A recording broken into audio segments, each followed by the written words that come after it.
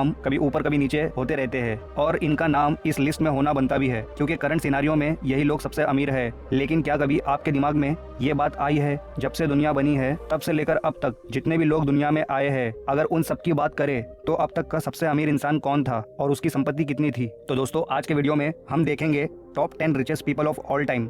इनकी दौलत के आगे आज के बिलियनर्स कुछ भी नहीं है। इस लिस्ट को इतिहासकारों ने और एक्सपर्ट्स ने बनाया है, जिसमें ना कि सिर्फ बिजनेसमैन है बल्कि राजा महाराजा बड़े बड़े शासक भी शामिल है। दोस्तों, आपसे एक रिक्वेस्ट है, इस वीडियो को आखिर तक जरूर देखें। एंड में इस वीडियो से रिलेटेड कुछ एक्स्ट्रा इन्फॉर्मेशन भी है आपके लिए। तो चलिए बिना वक्त गवाए शुरू करते हैं वीडियो को। और अगर आपने इस चैनल को सब्सक्राइब नहीं किया है तो कर लो और बगल वाले बेल आइकन को भी ऑन कर देना। 10th पोजीशन पर है हेनरी फोर्ड। हेनरी फोर्ड का जीवन काल 30 जुलाई 1863 से 7 अप्रैल 1947 तक था। हेनरी एक अमेरिकन इंडस्ट्रियलिस्ट और बिजनेस मैग्नेट थे और ये फोर्ड मोटर कंपनी के फाउंडर भी थे। हेनरी अपनी कंपनी के प्रोडक्शन में चीफ डेवलपर थे असेंबली लाइन टेक्निक के। उस जमाने में कार सिर्फ कुछ चुनिंदा अमीर लोगों के पास ही हुआ करती थी। हर कोई कार को अफोर्ड नहीं कर सकता था, लेकिन हेनरी की फोर्ड मोटर कंपनी ने पहली ऐसी गाड़ी बनाई जिसे मिडिल क्लास अमेरिकन भी अफोर्ड कर सकते थे। हेनरी के ऐसा करने से अमेरिका के सड़कों की काया ही पलट गई। हर तरफ गाड़ियां दिखने लगी और फोर्ड मोटर कंपनी गाड़ियों का बहुत हाई लेवल मास प्रोडक्शन करने लगी, जिससे हेनरी फोर्ड बहुत अमीर बन गए और पूरी दुनिया में प्रसिद्ध हो गए। फिर कुछ वक्त बाद फोर्ड मोटर कंपनी ने मॉडल टी लॉन्च किया, जिसने ट्रांसपोर्टेशन इंडस्ट्री में तहलका मचा दिया। फिर इससे हेनरी फोर्ड और अमीर बने। अगर आज के वक्त के हिसाब से देखा जाए तो उस वक्त हेनरी फोर्ड का नेटवर्थ था 200 बिलियन यूएस डॉलर्स। अगर भारतीय रुपए में देखें तो लगभग 15 लाख करोड़ रुपए होते हैं। 9th पोजीशन पर है बेसिल सेकंड। बेसिल सेकंड का जीवन काल 958 से 15 दिसंबर 1025 तक था। बेसिल एक एम्परर थे। आज के वक्त में टर्की का जो कैपिटल है इस्तांबुल, किसी जमाने में इस शहर का नाम कॉन्स्टेंटिनोपल हुआ करता था। ऑटोमन साम्राज्य से पहले बाइजेंटाइन साम्राज्य की हुकूमत हुआ करती थी कॉन्स्टेंटिनोपल पर, और कॉन्स्टेंटिनोपल बाइजेंटाइन अंपायर का कैपिटल हुआ करता था, जहाँ का राजा बेसिल सेकंड था। बेसिल सेकंड ने करीब 50 साल तक राज किया और वो अपने वक्त का सबसे अमीर राजा था। अगर आज के हिसाब से देखें तो बेसिल सेकंड का नेटवर्थ था 210 बिलियन यूएस डॉलर्स, जो भारतीय रुपए में होते हैं करीब 15,75,000 करोड़ रुपए। 8th पोजीशन पर है कॉर्नेलियस वैंडरबिल्ट। वैंडरबिल्ट का जीवन काल 27 मई 1794 से 14 जनवरी 1877 तक था। कॉर्नेलियस वैंडरबिल्ट एक अमेरिकन बिजनेस मैग्नेट थे, जिन्होंने अपनी दौलत रेल रोड और शिपिंग के बिजनेस से बनाई थी। वैंडरबिल्ट अपने पिता का बिजनेस संभाल रहे थे, इनलैंड वाटर ट्रेड का। इन्होंने इस बिजनेस को बहुत बड़ा कर दिया था। उस वक्त रेल रोड इंडस्ट्री बहुत तेजी से उभर रही थी, तो वैंडरबिल्ट ने रेल रोड इंडस्ट्री में इन्वेस्ट करने का सोचा और इन्वेस्ट कर भी दिया। देखते ही देखते वैंडरबिल्ट ने न्यूयॉर्क सेंट्रल रेल रोड को ओन कर लिया। रेल रोड इंडस्ट्री और शिपिंग में वैंडरबिल्ट के बराबर कोई भी नहीं था। अगर आज के हिसाब से देखा जाए तो उस वक्त कॉर्नेलियस वैंडरबिल्ट का नेटवर्थ था 215 बिलियन यूएस डॉलर्स, जो भारतीय रुपए में होते हैं लगभग 16,12,500 करोड़ रुपए। 7th पोजीशन पर है मीर उस्मान अली खान, निजाम ऑफ हैदराबाद इंडिया। उस्मान अली खान का जीवन काल 6 अप्रैल 1886 से 24 फरवरी 1967 तक था, जिसमें से उस्मान अली खान 37 साल अपनी राजगद्दी पर बैठ पाए। फिर भारत देश आजाद हो गया। वह हैदराबाद के आखिरी निजाम रहे। मीर उस्मान अली खान अपने वक्त के दुनिया के सबसे अमीर इंसान थे, जिसके लिए 1937 में यूएसए की फेमस टाइम मैगजीन के कवर पर उन्हें फीचर भी किया गया था। उस्मान अली खान की रईसी इस कदर थी कि एक जैकब नाम का डायमंड, जो अब तक का दुनिया का 5वां सबसे बड़ा हीरा है, इस हीरे की कीमत 40 मिलियन डॉलर्स है, भारतीय रुपए में लगभग 300 करोड़ रुपए। ये हीरा निजाम की ज्वेलरी का एक मामूली सा हिस्सा था, जिसे निजाम अपनी टेबल पर रखते थे और पेपर वेट के तौर पर इस्तेमाल करते थे। इसके अलावा निजाम के कार कलेक्शन में 50 रोल्स रॉयस गाड़ियां थी और देखभाल के लिए 300 नौकर थे। निजाम ने अपने शासन काल में हैदराबाद में इलेक्ट्रिसिटी का निर्माण किया, रेलवेज, रोड्स और एयरपोर्ट भी बनवाए। निजाम अपना पैसा एजुकेशन सेक्टर में ज्यादा खर्च करते थे, इसलिए यूनिवर्सिटीज और हॉस्पिटल्स भी बनवाए निजाम ने। अगर आज के हिसाब से देखा जाए तो उस वक्त मीर उस्मान अली खान का नेटवर्थ 236 बिलियन यूएस डॉलर्स था। अगर भारतीय रुपए में देखें तो लगभग 17,70,000 करोड़ रुपए होते हैं। लेकिन Guinness book of world record का कहना है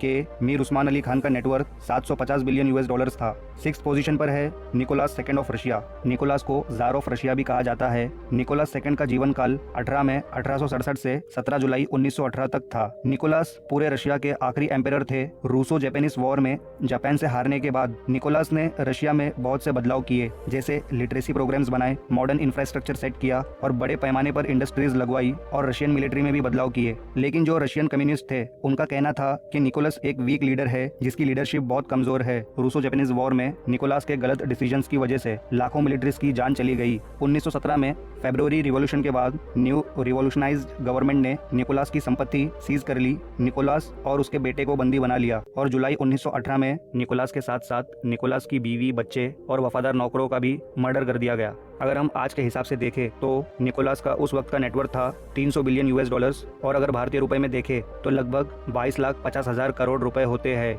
फिफ्थ पोजीशन पर है एंड्रयू कार्नेगी। एंड्रयू कार्नेगी का जीवन काल 25 नवंबर 1835 से 11 अगस्त 1919 तक था।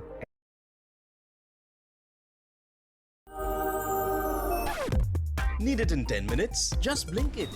Download the Blinkit app now.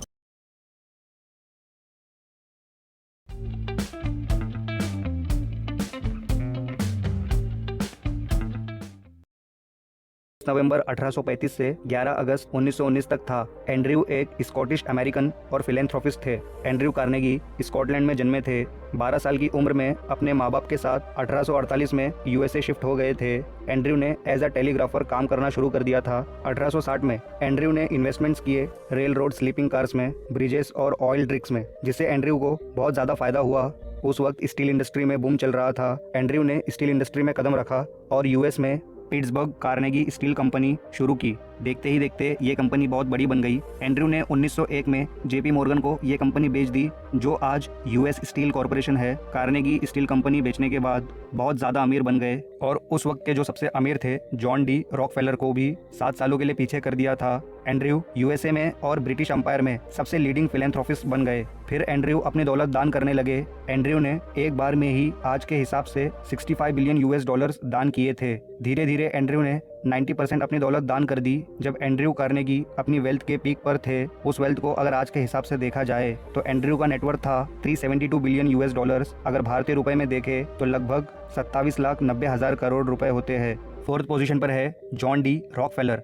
Rockefeller का जीवन काल 8 जुलाई 1839 से 23 मई 1937 तक था। जॉन एक अमेरिकन बिजनेस मैग्नेट और फिलेंथ्रोपिस्ट थे। जॉन डी रॉकफेलर को अब तक का सबसे अमीर अमेरिकन कहा जाता है। जॉन का जन्म एक लोअर मिडिल क्लास फैमिली में हुआ था। जॉन 16 साल की उम्र में असिस्टेंट बुक कीपर की जॉब करने लगे। वहाँ जॉन ने बुक्स पढ़ना शुरू कर दिया, जिससे अलग अलग फील्ड का नॉलेज मिला और बिजनेस का भी। जॉन ने 20 साल की उम्र में अलग अलग छोटे बिजनेस में पार्टनरशिप बना ली थी। देखते ही देखते जॉन अमीर होने लगे। फिर जॉन ने ऑयल रिफाइनिंग बिजनेस पर कॉन्सेंट्रेट करने का सोचा। 1870 में जॉन ने स्टैंडर्ड ऑयल कंपनी शुरू की और इस कंपनी को जॉन ने 1897 तक चलाया। जब वो कंपनी के साथ थे तब तक वो अपनी कंपनी के सबसे बड़े शेयर होल्डर थे। यूएसए का 90% ऑयल जॉन की स्टैंडर्ड ऑयल कंपनी में ही रिफाइन होता था, जिससे जॉन बहुत ही ज्यादा अमीर बन गए थे। अगर आज के हिसाब से देखें तो उस वक्त जॉन डी रॉकफेलर का नेटवर्थ था 400 बिलियन यूएस डॉलर्स। अगर भारतीय रुपए में देखें तो लगभग 30 लाख करोड़ रुपए होते हैं। थर्ड पोजीशन पर है मनसा मूसा फर्स्ट।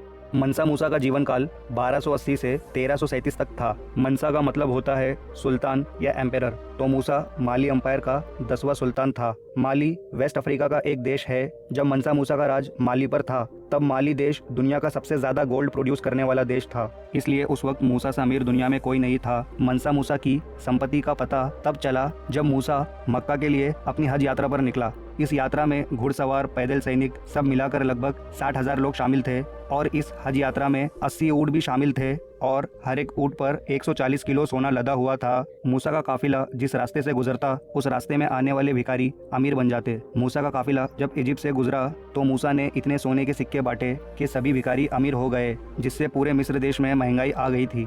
मूसा की रियासत में सिर्फ माली देश नहीं आता था, आज के मॉडर्न अफ्रीका के कई देश आते थे। मूसा की सेना में 2 लाख सैनिक थे। अगर आज के वक्त के हिसाब से देखा जाए तो उस वक्त मनसा मूसा का नेटवर्थ था 415 बिलियन यूएस डॉलर्स। अगर भारतीय रुपए में देखें तो लगभग 31 लाख 12,500 करोड़ रुपए होते हैं। लेकिन दुनिया की मशहूर टाइम मैगजीन का कहना है कि मनसा मूसा की एक्चुअल संपत्ति को नापने का कोई तरीका नहीं है। हम ठीक अंदाजा नहीं लगा सकते मूसा की संपत्ति कितनी थी। सेकंड पोजीशन पर है जैकब फुगर। जैकब का जीवन काल 6 मार्च 1459 से 30 दिसंबर 1525 तक था। जैकब फुगर एक बहुत बड़े जर्मन मर्चेंट, माइनिंग, एंटरप्रेन्योर और बैंकर थे।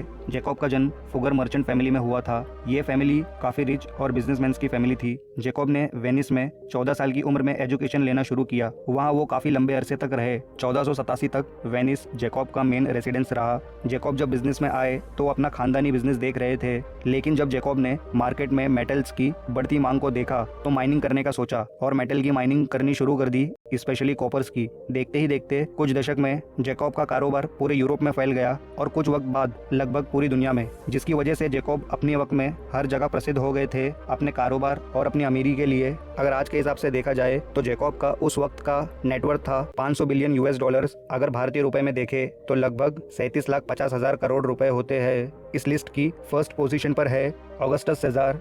ऑगस्टस सीजर का जीवन काल 63 बीसी से 14 एडी तक था। ऑगस्टस सीजर एक रोमन स्टेट्समैन और मिलिट्री लीडर थे जो आगे जाकर रोमन अंपायर के पहले शासक बने और ये फर्स्ट रूलर थे जूलियो क्लाउडियन डायनेस्टी के। ऑगस्टस को इतिहास का अब तक का सबसे इफेक्टिव और कंट्रोवर्शियल लीडर माना जाता है। रोमन अंपायर अपने वक्त का सबसे बड़ा साम्राज्य था। उस वक्त वर्ल्ड का जो जीडीपी था, इस जीडीपी का 30% रोमन अंपायर से बनता था और रोमन अंपायर का 1/5 जीडीपी ऑगस्टस सीजर का पर्सनल नेटवर्थ था। दोस्तों, इस लिस्ट में आपने जितने भी लोगों को देखा वो सारे बिलियनर्स थे। ऑगस्टस सीजर का नेटवर्थ